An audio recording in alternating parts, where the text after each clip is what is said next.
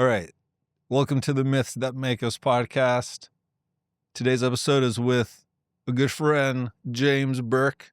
We might have to bleep out his last name depending on what we get into today. James is an artist. He's a bard. He's a former conspiracy theorist, become a resurrected Christian, but frankly, one of the most sophisticated and dropped in Christian believers that I've met. And we're going to get into it on today's podcast. And if you're feeling overwhelmed by the state of the world and you want to connect with other artists who are just coming together to co-work and to hone their craft and to just like check in with each other, like, hey, are you feeling the insanity too?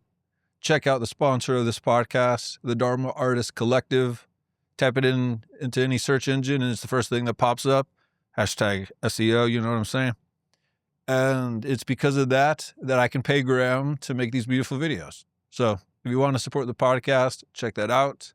Without further ado, James Burke's, damn, I think that's 2 apostrophe S's. James is plural. Wow. Have we ever met anyone named James? Probably not. Anyways, welcome to James Myth Part 2. And keep that last part in because I think it's funny. All right, so welcome back to James Part 2. Graham's looking at me like, yeah, we're fucking going. This is good. Don't edit this out of the podcast. Okay, James, welcome back. Thank you, Eric. It's good to be here. I'm very excited to get into what we're going to get into today. You're one of the people who I have close contact with, who is the most fun to talk to, especially about Christianity. Because I can feel like, if I'm being honest, and if I'm being blunt, and if I'm going to piss some people off who are listening, most of the people who I know, who I identify explicitly as Christian, feel simple to me. And not because that's their true depth, but because there's something about the relationship that they make with the egregore of Christianity that to be a good Christian, they kind of have to make a small box inside what their imagination can talk about, the type of jokes they can make, the type of art that they can absorb. And it just doesn't strike me as a particularly fascinating conversation potential. And then I've met you. I'm like, this motherfucker has broken his brain. He has seen the horrors of the abyss. And he's a good writer and he has good like journalistic citations. And I also find that you have a grace for, blasphemers like myself maybe to like talk about things and meet people there. And so I just want to say thank you for being a good ambassador to the Lord's work. My dad never thought he would hear anyone say that about me, so thank you.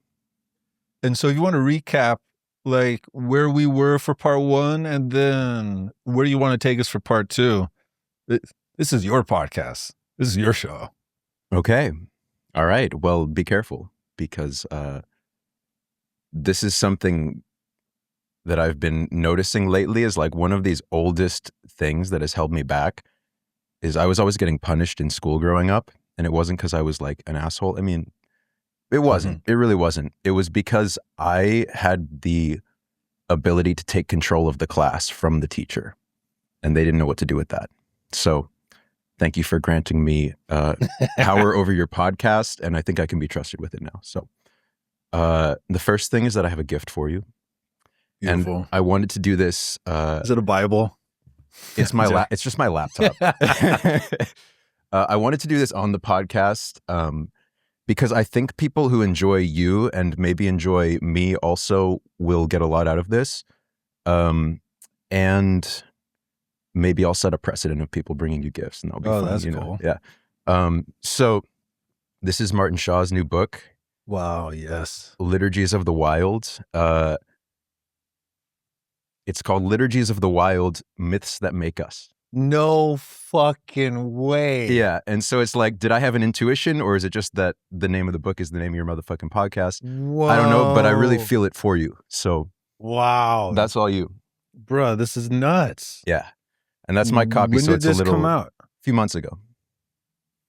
Whoa. He and I need to talk. Dude, yeah, for sure. Yeah. The myths that make us. Yeah, dude, I think it's going to do things for you. Yeah. This is wild. Thank you. Incredible gift. Yeah, you're welcome. I'm so glad you hadn't heard of it yet, that was the title. Yeah. Come on. Yeah. Bruh. Caitlin is going to lose her fucking mind when I show her that. Thank you, brother. You're welcome. All right. So, last time I was on here, I was still like not fully back on Earth yet, you know? I was on my way back. Oh yeah, it was, you know? It was the last time after the retreat. Yeah, it was about 6 months ago. And I gave a lot of setup, a lot of preamble, my life, my family. We ended with a story that I omitted from the podcast. And I don't think I'm going to fully relay that story, but I will give a very loose, it'll be a prologue here. Cool. So, I am 26 years old, and a number of strange things have happened. What year is this? This would be, how old am I in 26? Help me do math. This is 4 years ago. I'm 30 now, so 2022. And I'm in Ireland, and I have a very, very, very significant initiatory experience at the abandoned house that my father grew up in Ireland. And I don't have a container or elders to guide me through that, to bring me back from that. So I come back to Colorado where I'm living, and my community is falling apart, and I'm falling apart. And I spend my 27th birthday in Colombia, and we're just not going to ask any more questions about that and keep moving. Just real quick. Yeah. How long were you in Colombia? Oh, just a couple weeks. Okay, cool. Yeah. People can piece that together. Yeah. Continue. Yeah. So, more refreshers. I've been a musician. I've put out 6 albums at this point. That's like what I wanted to do. I'm very good at it. I've been on the big Spotify playlists. I've toured internationally. And I'm severely, severely ill. Like, I'm barely functioning. Getting out of bed is very, very, very difficult. There are ways that this is manifesting physically. Like, I have arthritis. I have something called small fiber neuropathy. I have alopecia. I have big bald spots on my head. But none of those are all manageable. It's actually much deeper stuff that feels unmanageable. How would you describe what was happening that was deeper? I couldn't feel my heart, which as an artist, like... Yeah, you might as well be dead. Yeah. Mm-hmm. So, and to make that more explicit, I couldn't feel joy. I couldn't feel love. I couldn't feel compassion. Couldn't feel empathy. Couldn't feel even inspired or feel desire, any of that for like 10 years. Were there any drugs happening during this time? Like what was the medley of, even though I can't feel anything, these are the things I feel like I have to take to survive late stage capitalism? In my early 20s, it was alcohol. And then like whenever I would do psychedelics, like, again, I was never in a good container. So like I had friends that were just like, bless them. They were like, we're just going to do mushrooms. And like, that's fun. And I'm like, I'm me, you know, and I got to go run into the woods and like, you know, so it was never a pleasant experience. It was always a valuable experience, but I just didn't have guidance with that stuff. But there wasn't any antidepressants or sleeping pills or anything? No, there was Adderall. But when I moved to Colorado, I quit that cold turkey. And then life got really hard because that was how I was doing this kind of thing, you know? Yeah. That was like the duct tape. Yeah. For the apathy and Yeah. So nothing's working. And I am going to need to make very significant changes.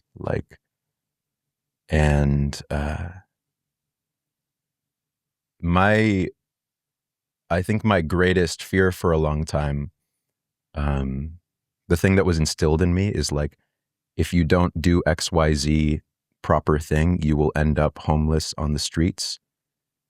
Interesting. That was in there. Mm-hmm. And this thing started to crop up where I was like, I think I need to just be homeless on the streets. Yep. I think I need to just see what that's like. And I started telling my friends that. I'm like, I think I need to just be homeless. And they're like, I don't think you do. And I'm like, I think I do.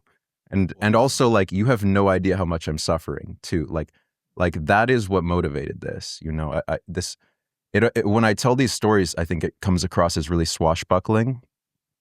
It's just desperation, pure desperation, like crawling on my hands and knees, like for anything. So if you could bring us in a bit deeper to help us connect to what was the current waking state hell that felt like you would find reprieve in exploring being homeless? Like, what was happening for you where that choice felt like, oh, that would help? Because if I like imagine someone I know who's like struggling with a bunch of like pain disorders. Yeah. I know very few people who would look at, you know what? Do you know what I think will help this arthritis? To give up my house and to be outside and to sleep on the ground. And so I just love to have like a deeper idea of what was happening. I had made deep enough contact with something within myself to know where the illness was arising from, and to know that anything top down was a Band-Aid and none of that was going to resolve it. Like I needed to dwell in an elongated state of soul contact for this stuff to resolve. Like I just knew that. I knew that by this point. And being in society was not facilitating that. Wow. And I couldn't just go to like a weekend retreat. And I did. I started, because I had my first breakthrough at that sort of thing. And then I was like, this is what I got to do. And it was like, this isn't enough anymore. Yeah, it's not long enough. It's not slow enough. It's not quiet enough. And honestly, like, I couldn't find a container that was big enough to hold where I was at. Like the people facilitating had never touched the shit that I was touching. Like that's really where I was at. And so I felt very, very, very, very alone. And the best way of describing it is like Hieronymus Bosch paintings of hell. That's a better way of describing it than anything I could say. Yeah. So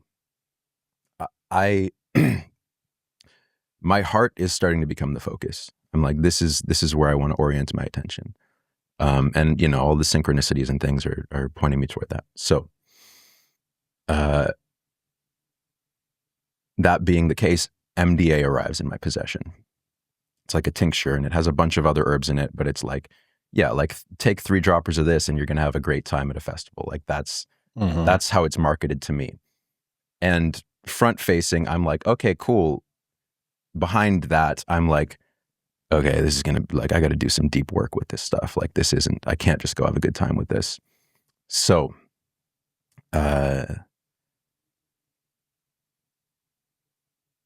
I take like a full dose of that. And in what context? Like you're not homeless yet, right? No, I have a place in Colorado. Tensions are high with my dear friends. Like I love them so much, but tensions are really high then. Yeah. And I just am in my room and I have like an altar set up and stuff. Oh, cool. But I didn't do a great job. Like there are other aspects to this story that I won't even tell right now, just to cut to the chase. But the immensity of the pain that I felt upon doing that in my chest was like 10,000 daggers impaling my blackened heart that I like hadn't felt in 15 years. Wow. And it concluded with me taking all of my clothes off, going out in the snow and just like writhing around in it. And it was agonizing. Interesting. Yeah. But it was preferable to where I'd been, to the abyss that I'd been in. So, so that was something. Now I'm still feeling this pull, like I need to relinquish everything. I'm trying to do music and like I can't write songs anymore. I'm like losing the motor function to play guitar. I sit down with a guitar and I don't know what to do with it. And I had left New York. I had left producing music. I had left doing all that stuff. But I was just trying to do it again in Colorado. And it was like this, you have to like let this go. Whatever you thought this was supposed to be, it has to die. Yeah. And that was so hard and confusing because there was something like, I didn't have the word for it at the time, but there was something so dharmic about music for me that it didn't make any sense that I would have to let that burn. So I'm fighting this for a long time. And I start hearing about the Camino de Santiago from my sister. Which is a 500-mile pilgrimage in Spain, which Camino de Santiago means the way of St. James. And fucking goosebumps. Oh, man. So it leads, you start in southern France, you cross the Pyrenees Mountains, you walk for 4 or 5 weeks every day, 500 miles, and you arrive to the relics of St. James, which are housed in like one of the most stunning cathedrals in the world. So let's zoom in for a moment. Yeah. What was it like when you were when the meme of that place first entered into your consciousness? What was the somatic reaction? Did you have like an instantaneous, like, oh, fuck, I have to do that? Or like an instantaneous, like, I would just love for you to like zoom in on that moment. It was oh fuck head to toe. Like every minute of my life was oh fuck head to toe, but I don't have a distinct memory, but I'm imagining I was like kicking and screaming, no, at this moment in my life. And my sister was going to walk it, and she had just been going through her own parallel initiations, which, you know, I'll let her tell on her own podcast. But what's her age in relationship to yours? She's 2.5 years older than me. Cool. And I think I can say this much. She had gotten divorced and was resetting her life. And she's like, I'm going to do this thing. I'd never heard of it. Yeah. And I'm like, am I just copying my sister? But then every time like a crazy synchronicity happens and I'm like, I'm on my knees and then I look up and there's like a book about the Camino de, you know, like that kind of stuff is happening like every day, you know. I'm like, all right. So I'm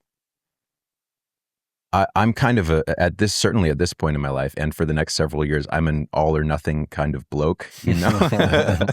Just like, okay, I have to, like, this precious guitar that I saved up for when I was 17 years old and I've taken on tour and I've written everything on it, got to get rid of it. Like, and I did that with everything, like everything that I loved, I got rid of. So I either sell stuff or I throw things away and I'm just trying to get it all done. And I move out of my place that I'm living and I'm sleeping in my car and the car's for sale. And the second it sells, I'm going to use that to fly to Europe. And that's the plan. Shit. Yeah. Wow. And it's winter and it's cold and it's Colorado. So, in the interim, like in the middle of all this happening, I drink ayahuasca. Your first time or? Yeah. The only time so far. And that's in January. And that was on my mom's birthday. And, another one of these experiences of feeling like I'm not in a container that's big enough to hold me. Very significant, certainly. And the words that I say about it that I don't actually have like a connection to anymore is that it was the hardest night of my life. But I don't really, even remember that. But that's what I said afterwards, so I still say it. Oof. You know? Yeah. And I'll probably get reminded of that, next time. But yeah. But I left the circle and I went out in the snow and I got naked. Interesting Something I recurring started pattern. doing. Yeah. And I felt like I was the first man seeing the first stars, like seeing the first saplings, like, and then I got frostbite on my feet and I couldn't feel my toes for 2 weeks. And I was really worried that I wouldn't be able to walk this pilgrimage. Wow. And I came to this decision, like, even if I lose my toes, I'm still going to walk this thing with no toes. Jesus Christ. Yeah, dude. that's where I was at. Yeah. So do you have all your toes? I have all my toes. Okay. Mm-hmm. Mm-hmm. Yeah. Yeah. Praise God. So what happens? Do you sell your car?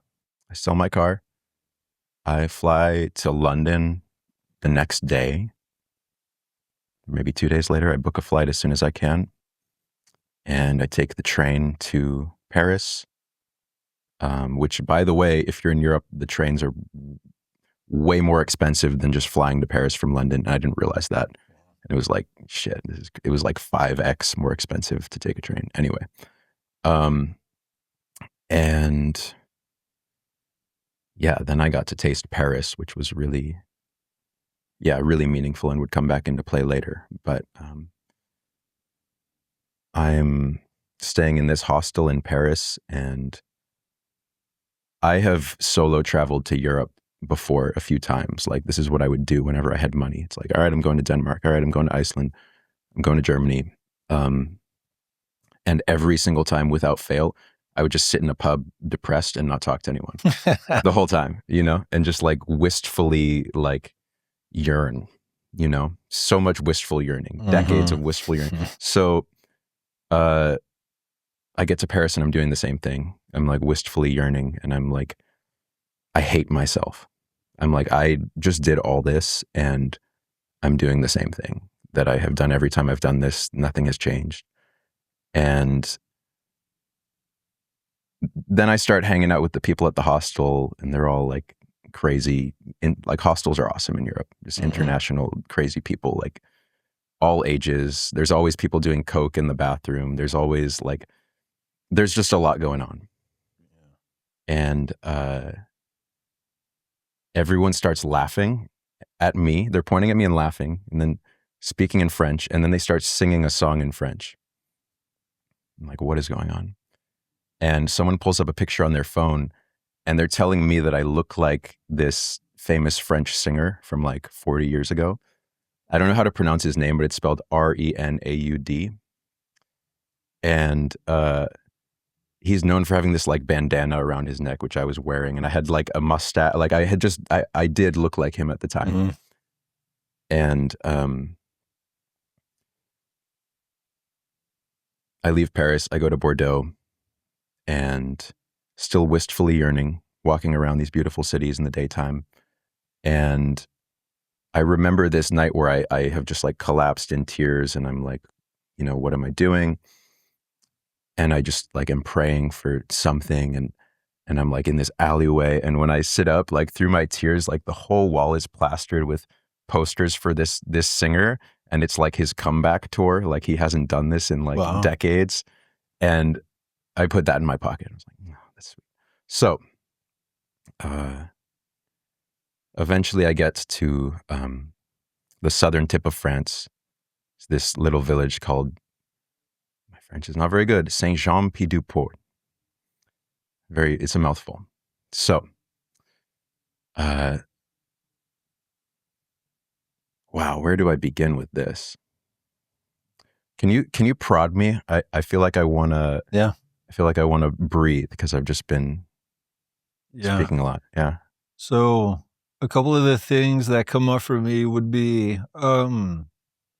what or did you have like a artistic ritual when you were traveling? That, like, were you journaling at the end of the day? Like, where were you creating space to fucking hate yourself? Like, that was one of the things that popped up. Yeah. Mostly in the echo chamber of my mind. I was journaling and drawing, but not consistently, but like some beautiful drawings came through. And did you go with the intention to make this pilgrimage, or was it more like, maybe I will, but in the meantime, I'm just going to be in Europe? Like, did you go there with the intention of doing this pilgrimage, or was it less clear? Yeah, it was 100% the pilgrimage. And it was like, I don't know. I flew to London because it was the cheapest flight to Europe. And so this is part of the reason why you were upset with yourself, because you flew there to do it, but you were, what some kids in America would call pussyfooting around the task. Is that right? I mean, I was headed toward the task. I was just taking my route to get there. I was never going to not do it. And I wasn't dilly-dallying. It was more like, I mean, I just hated myself because I hated myself. Like that's what I was, no matter what I was doing, that was how I felt. But, yeah, it was like, I'm here to take this more seriously, I guess. It was how I felt. Very, very, like, the way to do this is to be very big and serious and intense about it. When you say do this, do you mean the hike, or not even the hike, the pilgrimage? Or is this life? This is regaining my heart. That's the quest. That's the quest. Mm-hmm. Mm-hmm. So can you currently connect to where you were at, like right before you started this pilgrimage, in the sense of what was your hellish now, and what was the hoped for future / transformation? If you could just bring us on the inside of, like, if this were being represented in a movie, what would the director have to do to help the audience understand where the character is at when they're about to do this?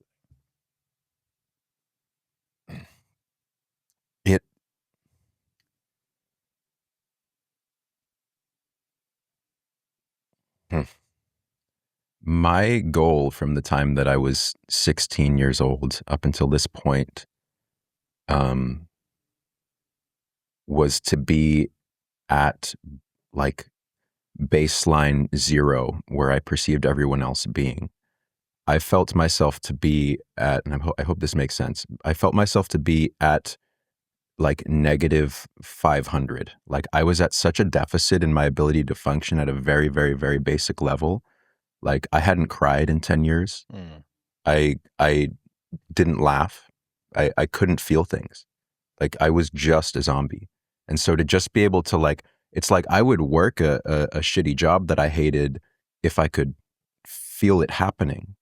Like, I would be a starving kid in a third world country if I could just feel it happening. Like, this was really how I felt at the time. I would pick that over this because I'm just not here. That hit? Yeah. Okay. So the pilgrimage starts. Start walking the way of St. James. I wasn't going by the name James when I started this. What name? What are you going by?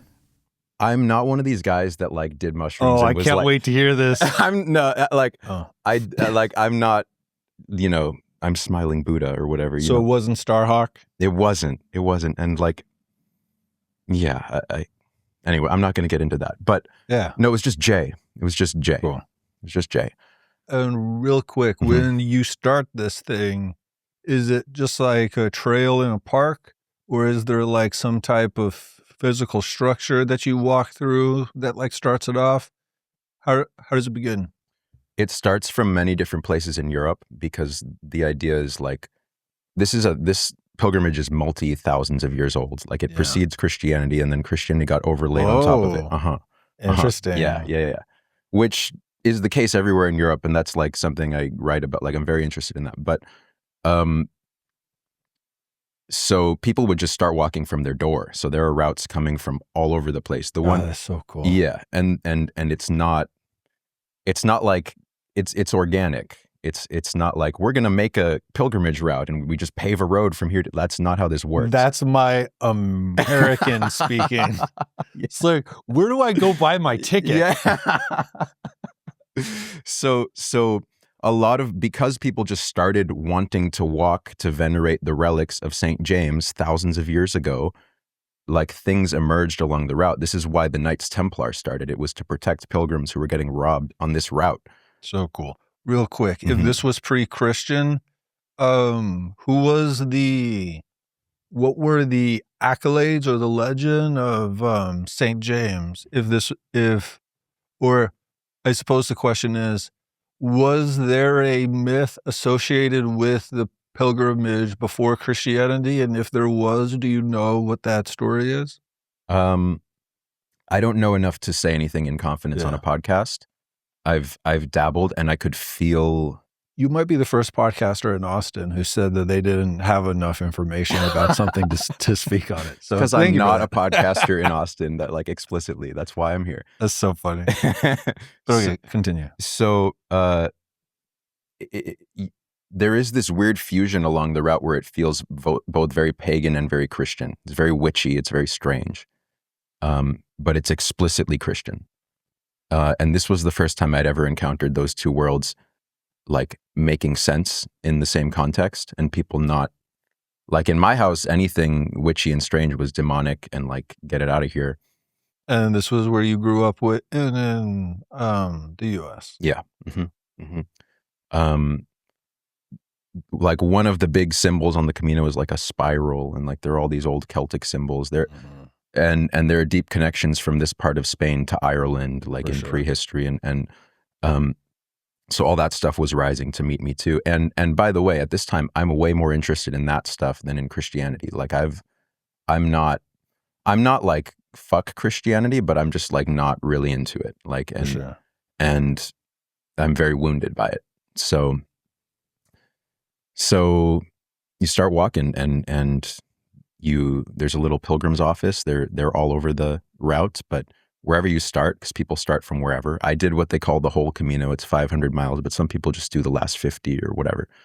And you get this book that you can get stamps in along the way in the places you stay, and you get a seashell that you put on the back, and or you tie your backpack, and the tradition is that people would go all the way to the ends of the earth, to the sea, the old pilgrims, and they would get a shell, and then they would bring it back. And so it's the shell is a big symbol on the Camino, the clam shell.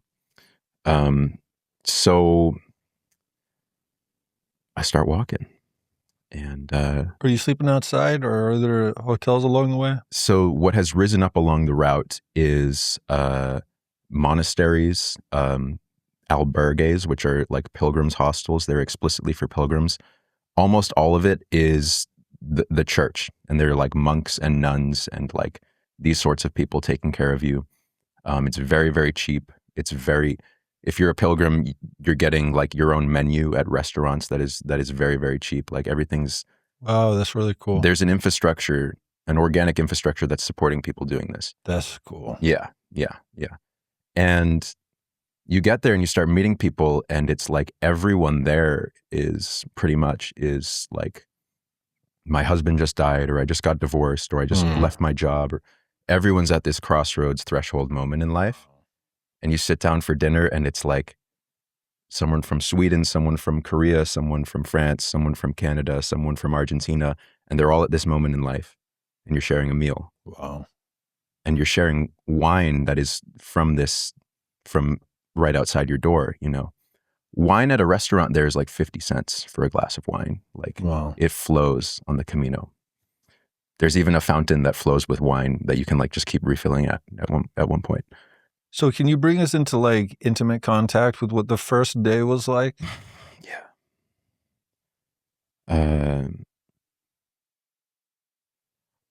Some part of me has really woken up because I'm in like a fantasy medieval like village landscape. And I've never been out to these corners of Europe where it literally is unchanged from the Middle Ages. Like, wow. They've only maintained it. Like, they've just maintained it. And it's these weird winding cobblestone streets and these doors that have like all kinds of knockers and symbols and weird things on them. And like beauty is a priority in the design of these places. They make sense in space, which like our modern towns and cities don't make sense in space. For sure. So you're oriented in them. I felt oriented, and I felt I felt a sense of homecoming. It was like this Frodo and Sam feel, like this like Middle Earth feeling to it. And this small village, you start in France and you see the Pyrenees Mountains, and it's like day one, you're going to be crossing those mountains and you're going to be in Spain at the end of that day. You go through Basque country. And that day was a lot harder than I think anyone expected. Were you with people? I had met people the night before, but I was walking alone for most of the day. And I'm trying to like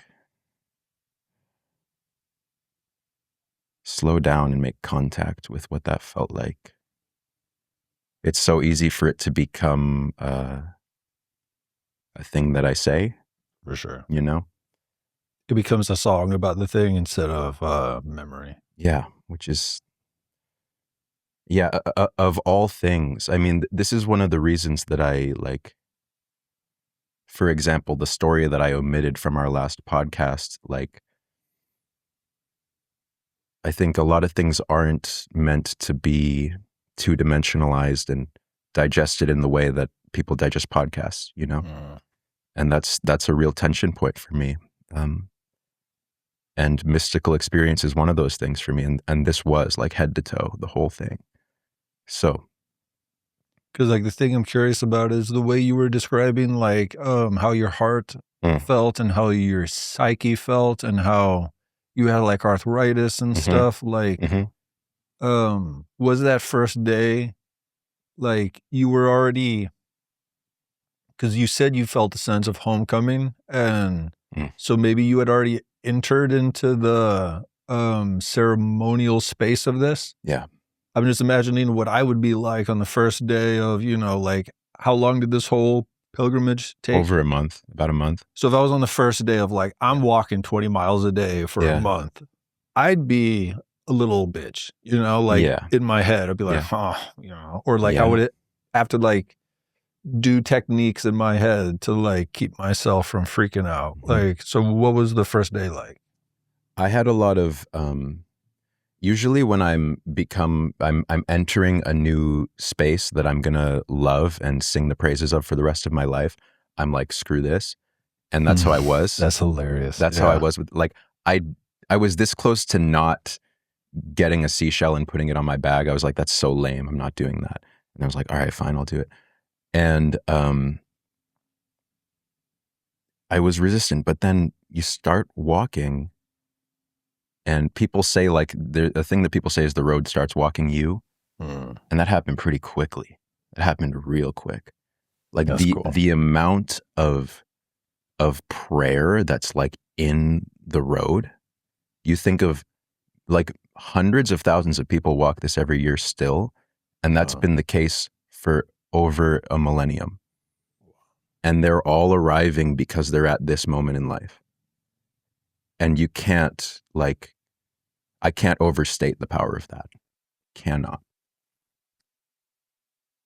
So that day was hard.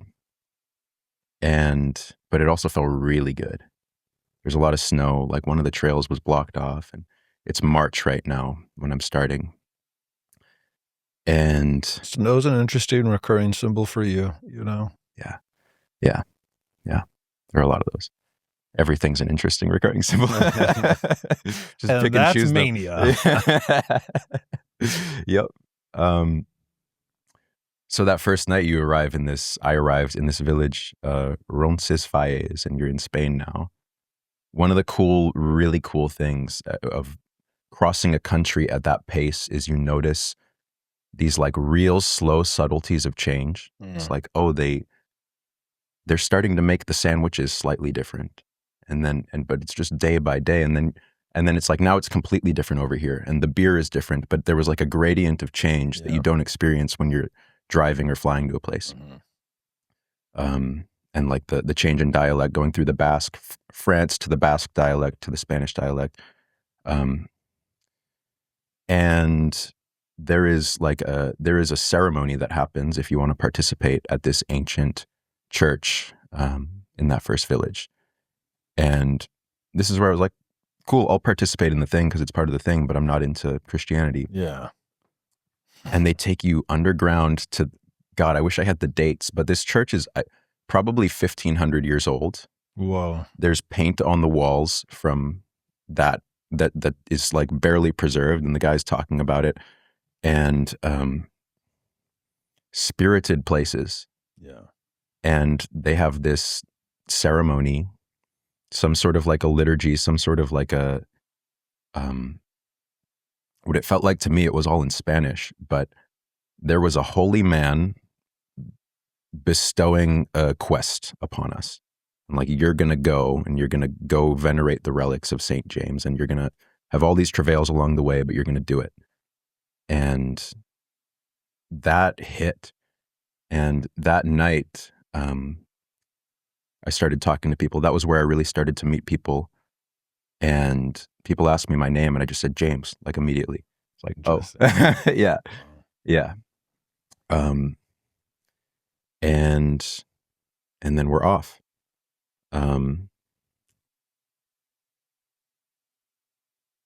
So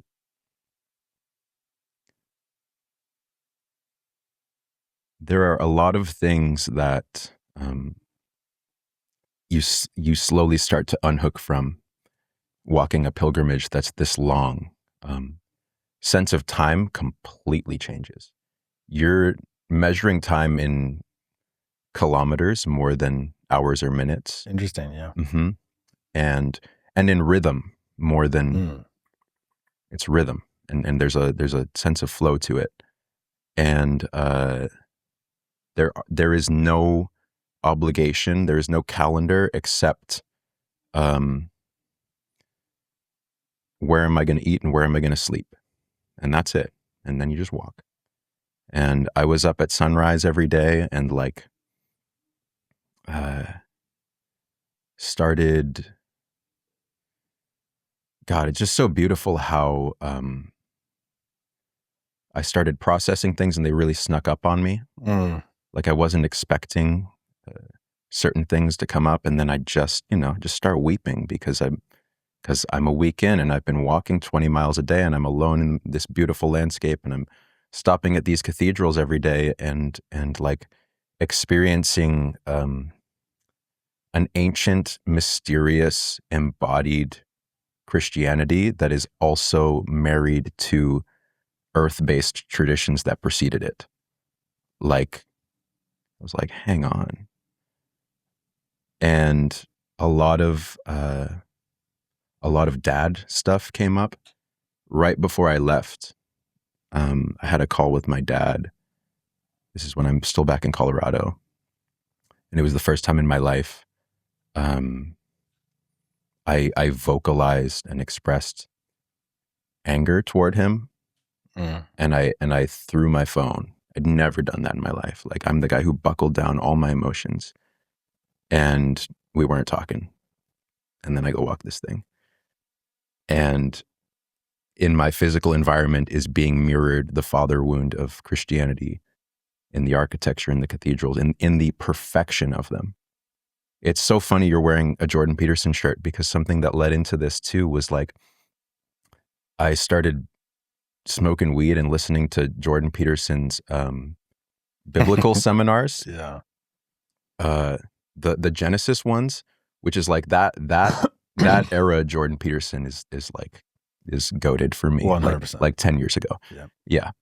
And I remember him talking about the cathedrals, and just like, he's like, every inch of them is thought out. Yep.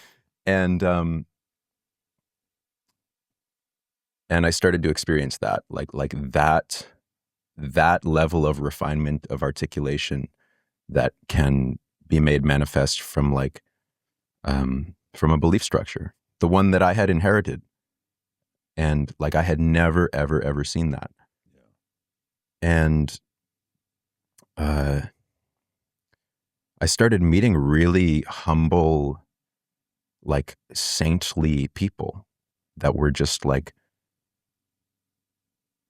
they were nothing like anyone I'd ever met over in the States. They were so grounded. They were so like spacious, and like humble's the best word for it. I started to become much more interested in saints than magicians, put it that way. And I think humility is the key there. That's interesting. Yeah. And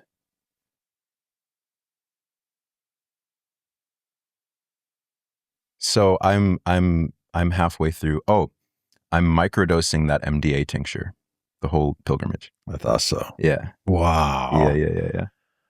That is, I really like that. I really like that. Yeah. Wow. Yeah, and one of the things that I'm consistently surprised by is whenever I do some type of ceremonial experience like the Vision Quest or the Darkness Retreat, where in both of their own ways, they're like the teacher in both is nature. Yeah. Like in the darkness, the nature is the darkness itself. And then for the Vision Quest, you're obviously outside. Yeah. And just the quickness with which the natural unclenching and the weeping that comes for me in those experiences, like it's so elegant and it's so profound, and it still surprises me every time, because like one of the things that it reflects is, I think that to live in the West is like, we are microdosing trauma every day. Like, and if you don't have a place to, like, you know, it's like brushing your teeth. Like, yo, do you eat food? You have film on your teeth. Yeah. Do you live in culture? You're accumulating, at the very least, micro traumas, you know, because there's just so much that's out of accord. And so I really resonate with the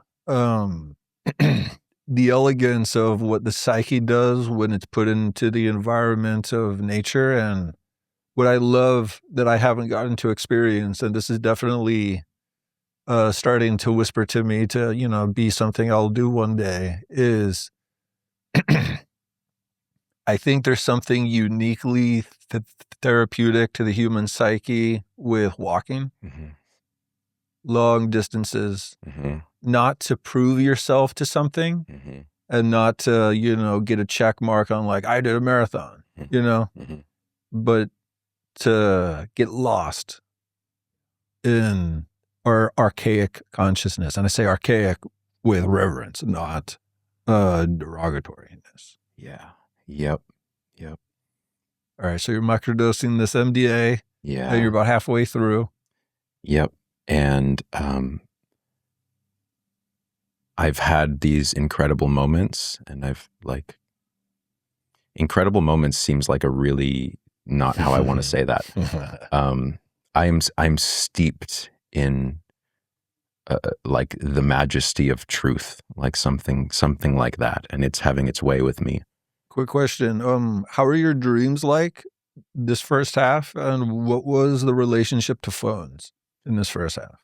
I'm not dreaming. Interesting. When all the suffering started around age 16, I stopped dreaming. Didn't start dreaming again until a couple of years ago. Wow. Yeah, I know. So phone, I have no social media, and I'm taking photos and videos. I'm not doing anything else. What were other people's relationship to phones? Some people have a podcast in the whole way, or they're listening to music the whole way. I did listen to 1 or 2 audiobooks. Which ones do you remember? I listened to The Alchemist, which was inspired by the Camino.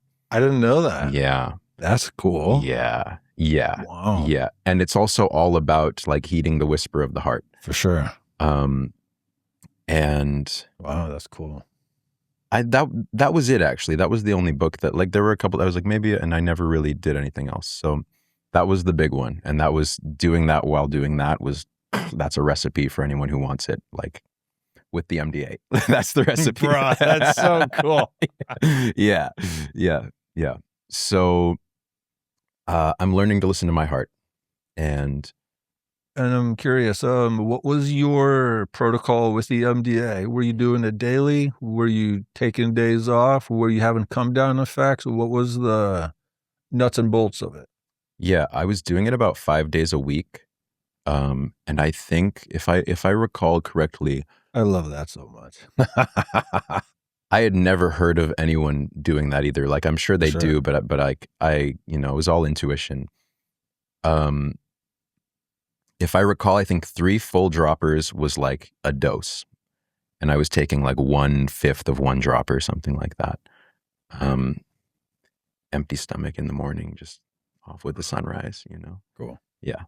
So, I have, because I do have a really strong rational mind, and that had been guiding me. And because I was an all or nothing kind of bloke, I completely banished that. I was like, we're just not going to trust this at all, no matter what. And we're going to trust this. And so that was what I did. And it had me doing, like, this is where I started doing really weird shit, Well, what are some examples? It became more and more pronounced as the journey went on. So I'll tell you about the midpoint first, and then I think that opens something up that'll lead into that. So, Cool. So the most obvious thing that could possibly happened when someone decides I'm going to only listen to my heart, which is I fell in love with someone, and I didn't see that coming, which is so silly in hindsight. Were you walking with this person every day? No. I first saw this person at a long table. We would have these big dinners every night, and sometimes we would do like a tapas style, and we would cook together, but sometimes we would go to restaurants. And I'm at this long table with this whole new group of people that I've just met. There's like 15 of us, and it's St. Patrick's Day, and it's boisterous, and it's loud, and it's fun, and I'm feeling awful about myself, as I was most of the time. And I see this woman, and I'm struck, and I sit as far away as possible. And I hide, and I go, wow. And what really struck me was her heart.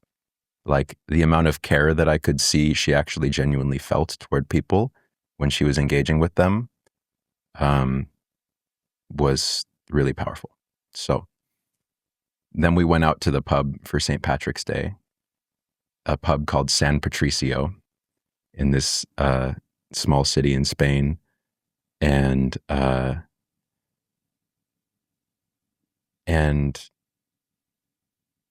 that was this tipping point for me, because people drink a lot on this thing. And I was here to like not be doing that shit anymore and like really be in touch with something deeper in myself. And St. Patty's Day, I went and I drank at the pub, and I woke up the next day at like at a breaking point. And I had just encountered this woman. Did you guys have any interaction? None. And that morning, I just decided I'm fasting. Like, I'm not eating today. I don't know how long I'm going to fast for, but like I'm halfway through already, and I'm still not anywhere near where I think I ought to be. And these were the kinds of things that were motivating me at the time. So I started fasting, and I walked alone, and very bitter, very tired. And that night I just like huddle up by myself, and I hear everyone having dinner, and I'm just like trying to sleep. And fuck their happiness. Yeah, exactly. Yeah. And the next day I'm still fasting, and I'm coming down this rocky slope, and I see from behind the same woman from dinner, and she's sitting down on the side of the path, like, and there's dust. I'm like, is she injured? What's going on? And I circumvent her, and I look back, and I'm like, are you good? And that was the first time we made eye contact. And whatever happened in that moment, she was fine. She was just on the phone, just sitting down having a phone call.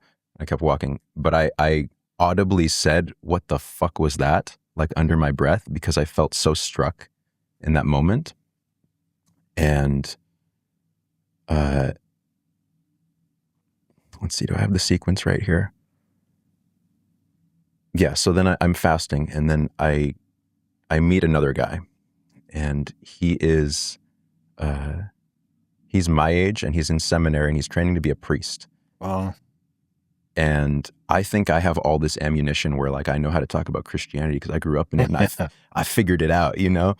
And this guy was the first person I'd ever met that could go toe to toe with me philosophically, that was like wholeheartedly a devout Christian. And we just got into it, and he was like super open. He'd done mushrooms before at a party. Cool. Like, yeah, he was cool, and he'd read a lot of philosophy, but he was just like, I'm a priest. I was like, what? Like, how that doesn't compute. So he and I are talking. It's incredible. It's a really deep thing. And is this while you guys are walking? Yeah. Mm-hmm. And when he says he's a priest, does that mean that he doesn't have sex and he can't have a wife? Okay. No. Yeah. Yeah. I don't know all the. There are a lot of denominations out there where that's not the case. Cool. Yeah. Yeah. So we're talking, we're hitting it off, and then he realizes he doesn't have his phone on him. It's like, oh shit. He's like, I think I left it at that village like 2 hours ago. So I call a friend that I know is behind us, and like, hey, did you pass this village yet? She's like, yeah, I have, but I'll call someone else and see if they haven't. And it gets sent back through this chain of people until I'm receiving a call from the woman that I had been so struck by before. And now, and like her face is coming up on my WhatsApp. I'm like, all right. So, and is it because she's the one who found the phone? Yeah, she found his phone. She found his phone. Yeah. Yeah. Yeah. So was that the first time you spoke to her on the phone? Yeah. How'd it go? What'd you say? I don't remember. I don't remember. I was pretty starstruck. Yeah. But that was the connection point. And then the next day, you know, she and I were walking in a group, and we just like thunder and lightning, you know, and there was something very deep going on there. And I think, again, I'm back in this sense of like, oh, there are things that I don't want to convey as sound bites that are too precious. And I feel that way. If anything, I feel that way about love, you know? So I'm going to be delicate with how I talk about this from now on. I have written about this on my Substack, so go check out my Substack. Because that's a better space for this sort of thing, I think. For me right now, anyway. Suffice it to say, she held me while I wept and wept and wept and wept and wept and wept for the first time in a decade. And I started to really be able to feel my heart again. Was that after the first full day of you guys walking together and talking? Yeah. There was one in a group, and then there was the next day was just us. And we like wandered off. We wandered off the route. We weren't even on the Camino anymore. We just went where our hearts led us. And then that happened. And then it happened a few more times as we walked together. And yeah, and those were big feelings, and I got really ahead of myself with them, I'd say. But it was. What do you mean? This is the love of my life, and I'm gonna help her raise her son and everything else, you know. Mm-hmm. And can you give us a sense of what her disposition towards you was, and like, was she swept up in the feelings too? Was she kind of like, hey, this is a golden retriever in front of me. This, you know, like, I'm here for the thing, but I know, you know, like, help us understand. I will be very careful about imposing anything on her of what she felt toward me. But the way that we spoke, it was mutual. Like, I was so over the top, like I've never experienced anything like this. And she reciprocated that. But she was older than me. Like she'd had more experience than me. So I had some rose tinted, all kinds of things. I've been there. Yeah. I'm sure. Super valuable experience. For sure. Yeah. And like, she's hands down one of the most important, incredible, like stunning, like wow people I've ever like unbelievable people I've ever met. She was the first person I ever encountered that was truly a world-class artist. And I realized I had no idea what that meant until I met her. What was her craft? I'll tell you off the air because I don't want to give away who she is. Okay, cool. But she's made things that have ended up in the hands of the King of England. Oh, That's the level that we're talking. that's so cool. Yeah. And Wow. one of the most important things anyone's ever said to me or implied toward me was she called me a hobby artist. Ooh. And that burned. I was like showing her, like, I've put out 6 albums. I'm like, I'm a big fish in my little, like, that was hobby art. That was arts and crafts. That wasn't art.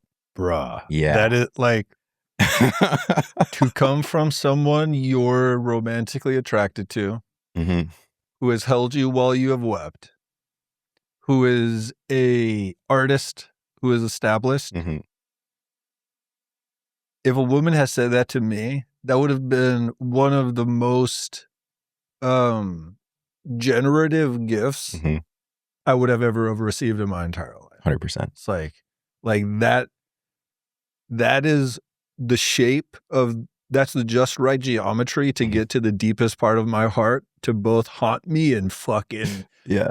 make me go to, wow, that's incredible. Oh, so boy. amazing, right?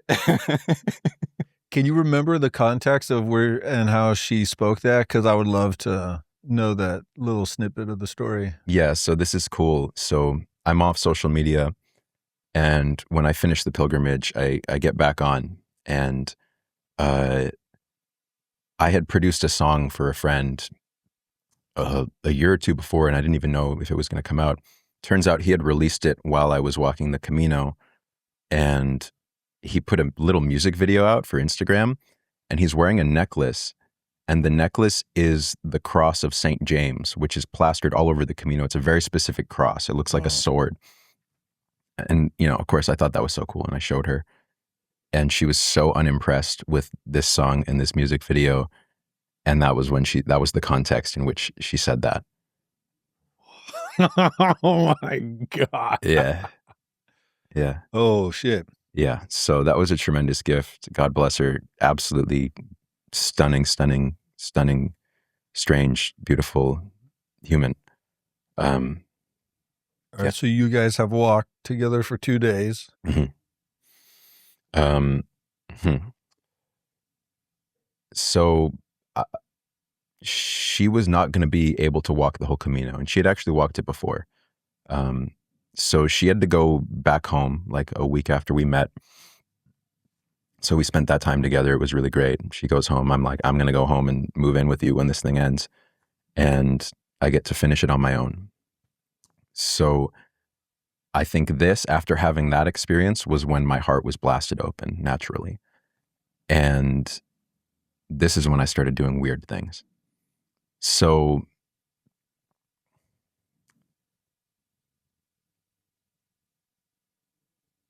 man, so many things happened. This is when I really got in contact with a specific category of inner voice that that allowed me to perceive synchronicities in every single moment. And I said this to you like a week ago, but I think it bears repeating, which is like, from my experience, synchronicity isn't a thing that happens sometimes that's like telling you you're doing a good job. It's not a trail of breadcrumbs or clues.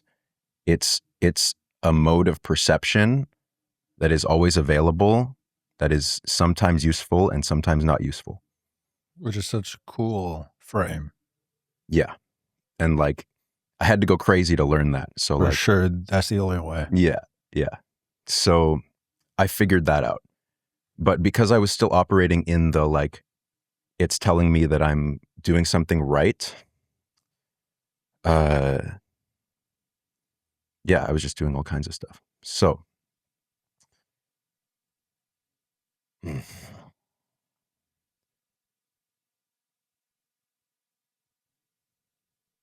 one day, I'm walking alone most of the day, and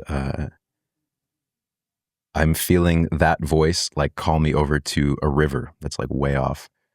And this became a theme as I'm walking off the path to that grove of trees, into this tree line. I'm going way out here because that's what this voice is calling me toward. And a quick pause. Mm-hmm. For your subjective interfacing, Mm-hmm. is it an actual auditory impression? Is it like inner thoughts that are like linguistic? Is it like a spontaneous, like intuitional, almost like ping? Mm-hmm. Or is there something physiological happening in your body that kind of like pulls you? It's not so much an auditory voice thing. It's almost like in Donnie Darko, you know, that like thing that comes out of their chest, like that. It's like I'm being pulled toward something, but then I will interpret that as like a bit of language in my head, you know, after the somatic sensation. So something like that. And I came to just trust this unequivocally. Like this is the voice of God. This is the highest thing I have access to. I'm going to do whatever it says, no matter what it says. And so I would do shit that made no logical sense all the time.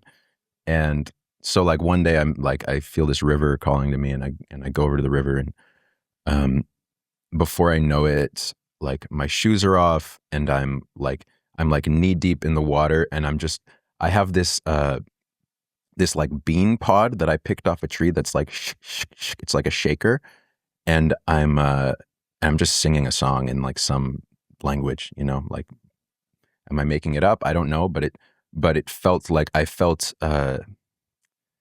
the somatic experience I had was like the feeling that the river was really grateful that I was doing that. And it was like, nobody does this anymore. Like, thank you so much. That was what it felt like.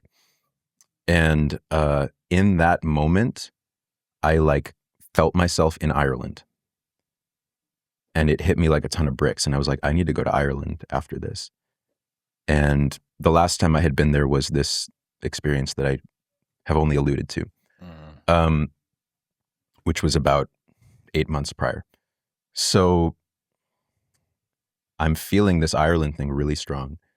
I arrive that evening in the village where everyone's staying. And logically, it would be like, okay, this is where we're staying. These are the spots. I'm going to pick this one. But I had this other thing that I was attuned to now. And it was like, keep walking. Okay. Keep walking. Keep walking. Go way past that village. Go to the next village. And I just keep going. And I see this like dilapidated old building on a street corner. And it's like, that's the place. So I go in there. And it's also a pilgrim's hostel. It's empty. There's one guy staying there. And he's like 60 years old. He's this stoner from Oregon with a cowboy hat on. Wow. He's walked the Camino 12 times. Wow. The first time he walked it, he had liver cancer and 6 months to live. And he watched this movie, The Way, which is about the Camino. I've never seen it, but he was like, I need to do that. He could barely walk. He was like vomiting the whole way. And in one of the early churches, Puente La Reina, he said he sat in there, he collapsed, he was like passed out, and he heard chanting in Latin. And whatever happened in that moment, this was just the story he told me. He believed that there were like the spirits of Templars were singing a healing prayer to him. He said he later translated the Latin, and it was a healing prayer, and his cancer went into full remission, and he's still walking the Camino to this day, you know? Wow. So that's who I had dinner with. He cooked dinner for me. There's just the two of us. And I start telling him my story. And I mentioned to him,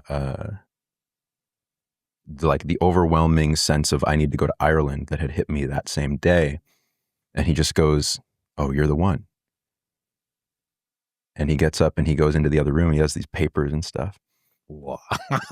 This is so fucking cool. And he starts telling me about the festival that they have for Beltane at this hill in Ireland. It's called the Hill of Uisneach, and it's an ancient pagan festival. They light this big fire to invite summer. They've been doing it forever. He's like, you have to get tickets a year in advance. It's the most incredible thing. Here's your ticket. You're going. It's in 3 weeks. Wow. Maybe not 3 weeks. It's in May. Anyway, it's after I finish the Camino. It's like I hurt my back or so, whatever. He had reasons he couldn't go. This was his ticket and he gave it to me. Wow. Yeah. So that's the sort of feedback I was getting from listening to this inner voice. Sure. That's the kind of affirmation I was getting. So I kept doing that like crazy. Like everything I did, I was attuning to that, to let that guide me. And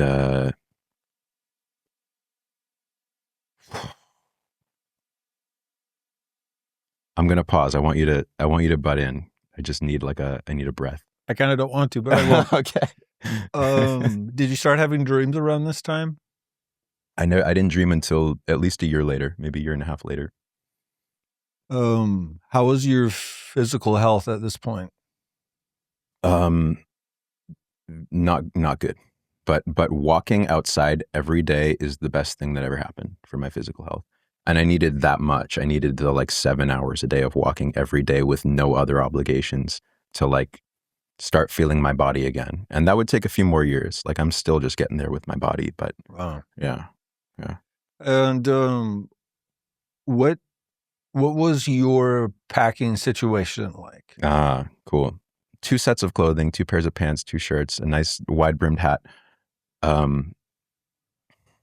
Yeah, just very light, very light. Wow. So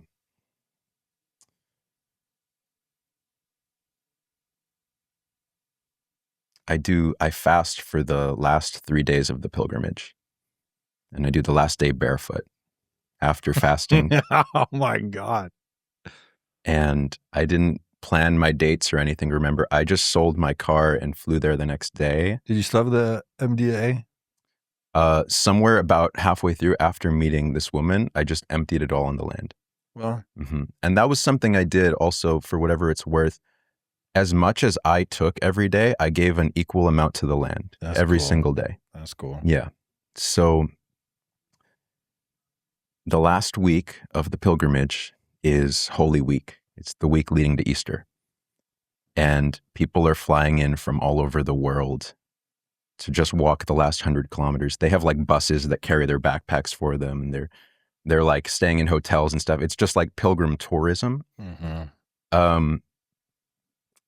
And it's shoulder to shoulder that last week. Well, was that shocking?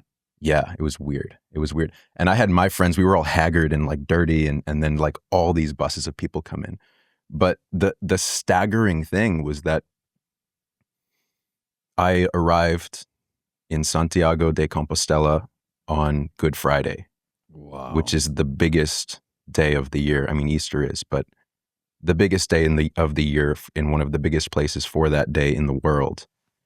And I'm 3 days fasted and I'm barefoot and I'm arriving at the bones of the saint whose name I share.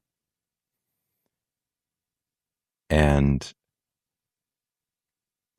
it's another one of those things that I don't want to flatten, that I want to be really careful about how I speak about it.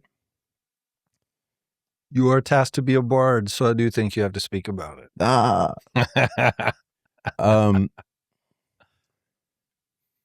It's the most important thing I ever did. Done a lot since then. I've done a lot before that. This is the most important thing I ever did, bar none. And the moments in the cathedral were very, very intimate, very powerful. And I walked out very different.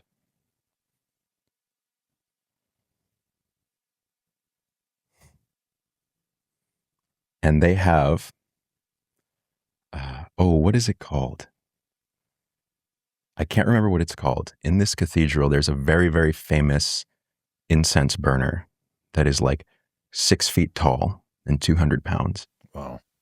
And they only take it out for special occasions. Easter Sunday is one of those occasions. And I get to be in the Mass for Easter Sunday. The ceilings are 200 feet high. There are videos of this thing all over YouTube, even though they say you're not supposed to film it. It takes 6 men in red robes on this giant rope that's hoisted to the ceiling, and there's music playing, and they all like, whoo, and this thing, whoo, and it starts swinging. Oh, You've yeah. probably seen it. Yeah. Probably seen it. Wow.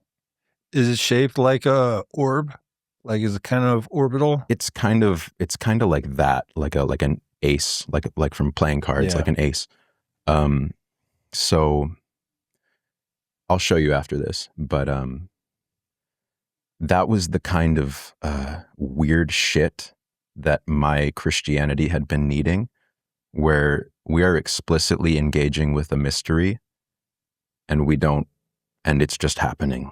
And it was way more powerful and moving than I ever could have anticipated. And that was how I spent Easter 3 years ago. Wow. Mm-hmm. This is kind of a way for me to ask about the experiences that happened with you in the cathedral Mm-hmm. without asking directly. But I Mhm. guess now that I've just told you, maybe I've ruined it. I don't know. But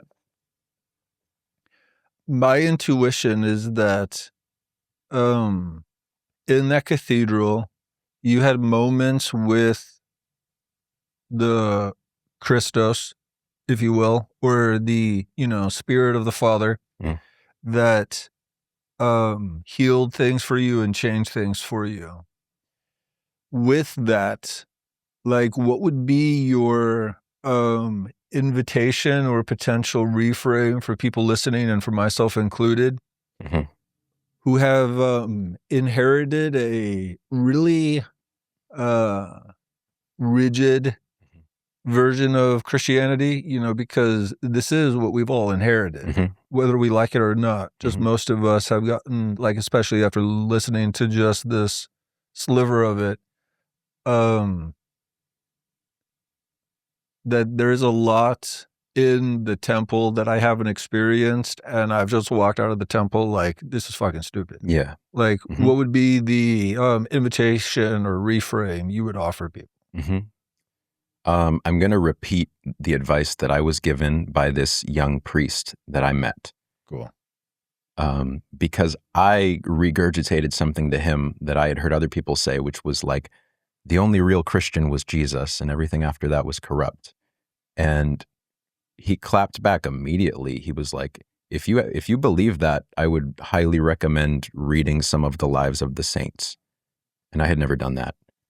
And starting to dip into that pool of wisdom, of mystical wisdom that we've inherited, they know this shit better than I do. So that's where I would start.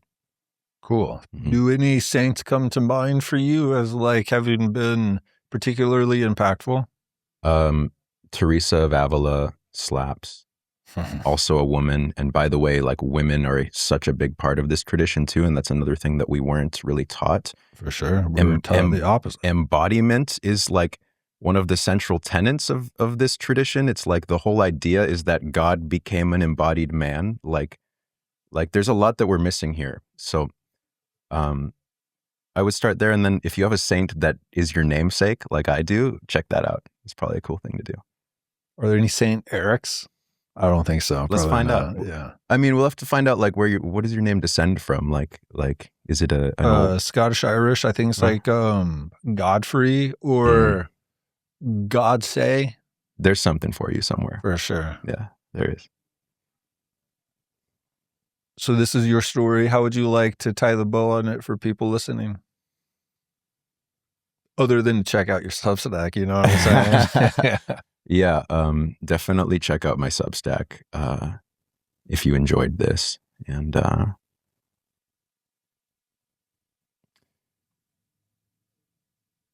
One of the biggest things that has fruited from this in the years that have followed is like this whole thing was like I felt like I was still operating in an Old Testament mindset where it was like a blood sacrifice in order to receive what was due me. Like I had to torture myself to get my heart back. That's the story I just told. Yeah. And that's not how it works. Like you don't. Your inheritance is already yours. And that's a good place to be. So I'll leave it there. Beautiful. Mm-hmm. Thank you for your heart and for your storytelling and for your impeccability and for your insanity. Appreciate you coming on the podcast, brother. It's been a pleasure, man. Thank you.